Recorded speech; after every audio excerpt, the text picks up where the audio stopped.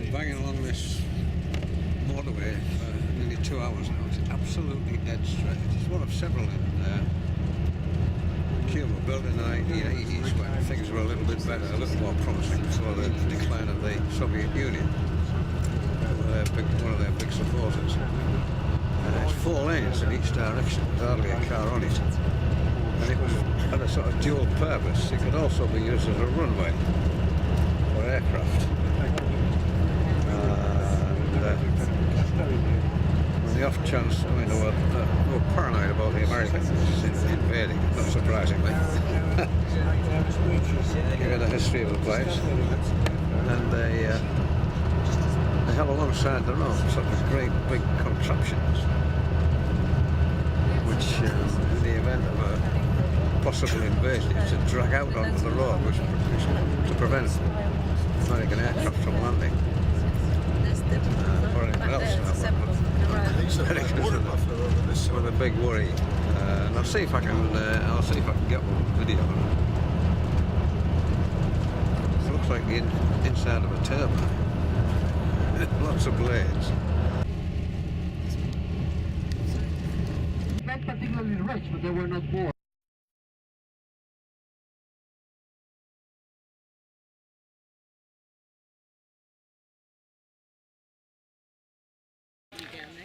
Well, we stopped at this little rest stop on our way after 2 hours in the bus, coach, and there's a sort of little, not exactly a zoo as such, but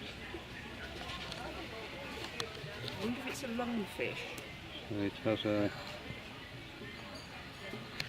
This is this rather strange fish in this pool. This is your fella. I don't know what it is. It's a manguera. A what? A manguera. Ah. I think it's a lungfish. The lady informs me it's a manguera, and it can survive quite a long time in the mud without being swimming about in a pool, but it's an interesting looking thing. Very primitive apparently.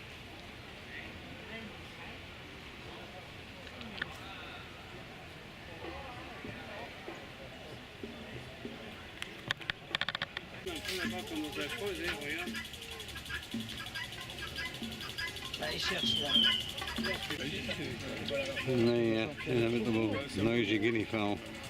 C'est des pintades. All scratching away here. There's a chicken there amongst them as well. A sort of kind of dust bath, I suppose.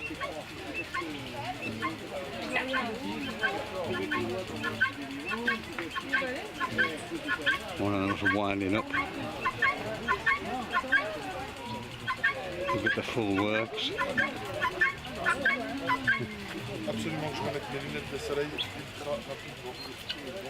There's a tree rat. A little long tail he's got. There's a very good little pause for us.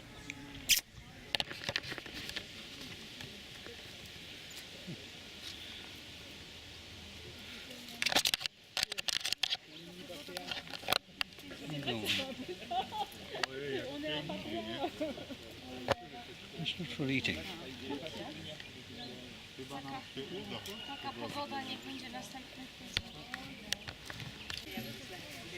The colours there are beautiful. So I pursue him.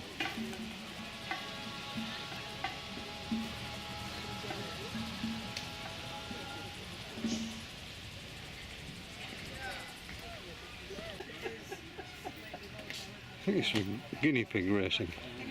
I think you bet on a guinea pig, and I don't know how it works, but anyway, that's what it's about.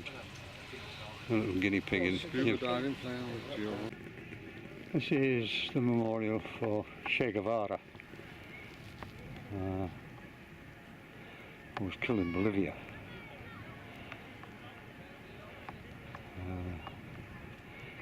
Well, he was executed in Bolivia and secretly buried, but eventually they discovered his remains and using DNA identified it. And he was brought here, I think it was in the late 1990s. And he and about 30 of his friends, or people who fought and were killed in the revolution or died since, they're buried in here, in niches in the wall.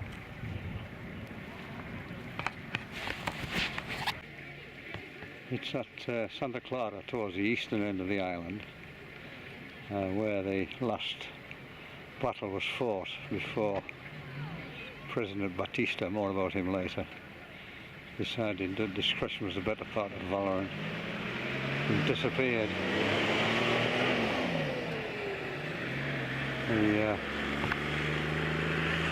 He went to America, but I think he subsequently ended up in Spain, where he died in 1977.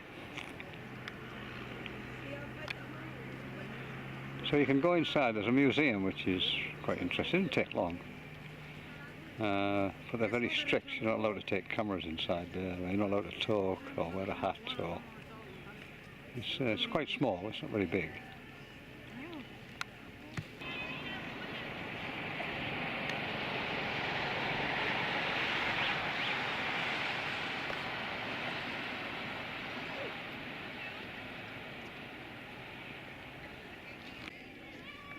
Well, he qualified as a doctor,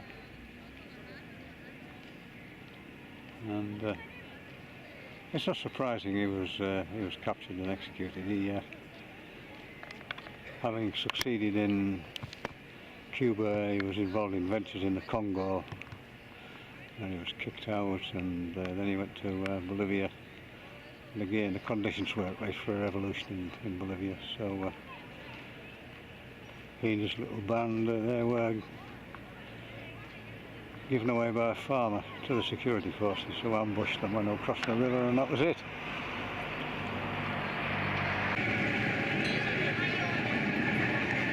Children never goes.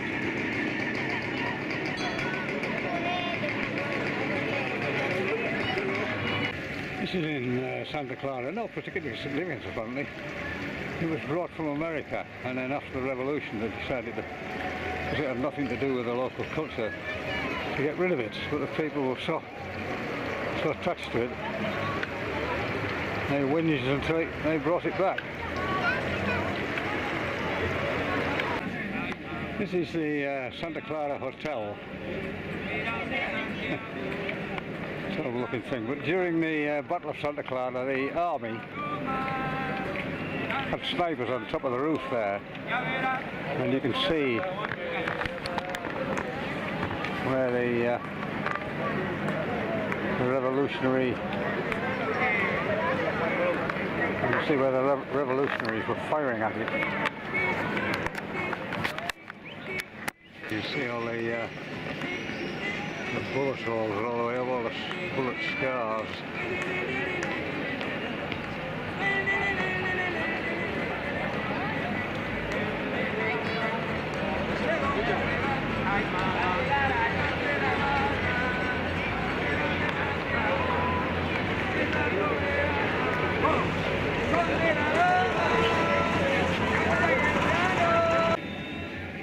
This is a square in the middle of Santa Clara. Very, very popular. Look. One of the major reasons it's popular, Wi-Fi in Cuba has only been here for a couple of years, and there are very few sort of Wi-Fi hotspots, but this is one of them. Usually in city centres and major hotels you've got this. So everybody here is talking on their equivalent of Skype. Usually talking to their relatives who live abroad, maybe in the United States. This is the site of the sort of Batista's last throw of the dice.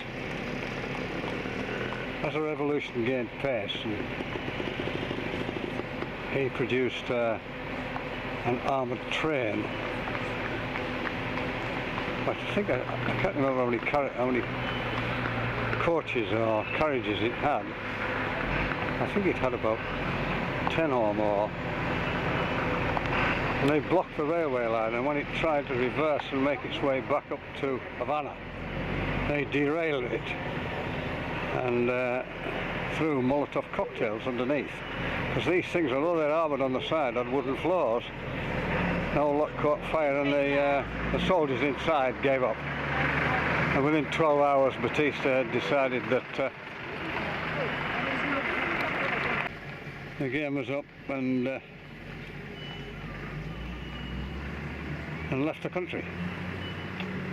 And Castro came to power for years and years and years.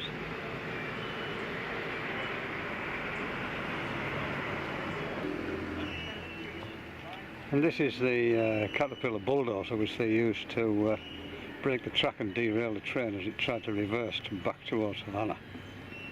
Quite ironic in that Caterpillar's an American, it's a big American company.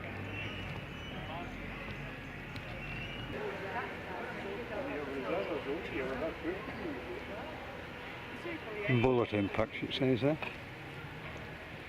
Impactos de balas.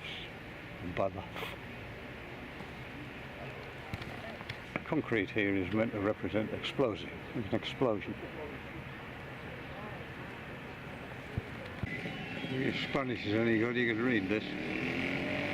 If not, hard luck.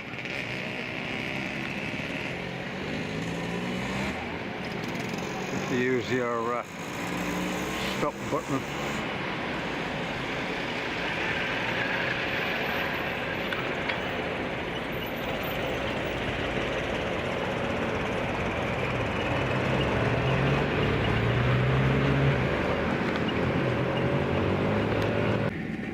The actual rail track where it all took place.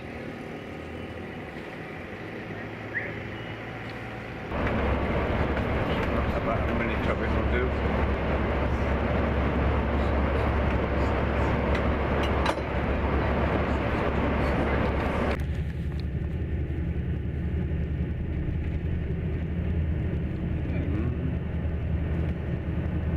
I've been banging along here now for half an hour.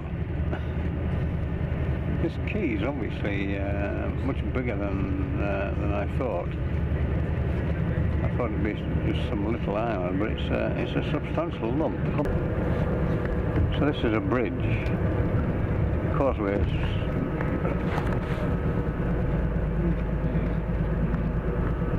broken up by bridges, which allows the water to pass through and stops it from stagnating, which of course kills these mangrove swamps. Kills the mangrove bushes.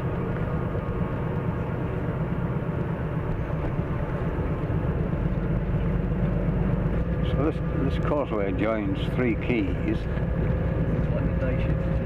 Past one. This is the second one we're coming on to now.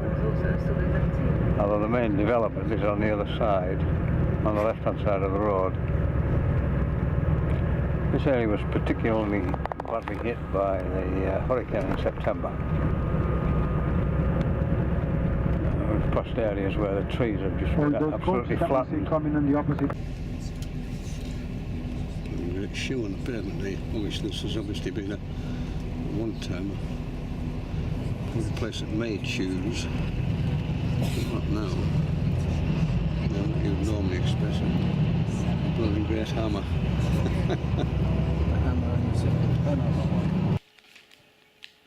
I was just looking at this little envelope which my postcards were put into. I noticed it's been made from pages from a telephone directory. No, that really is recycling. Is that?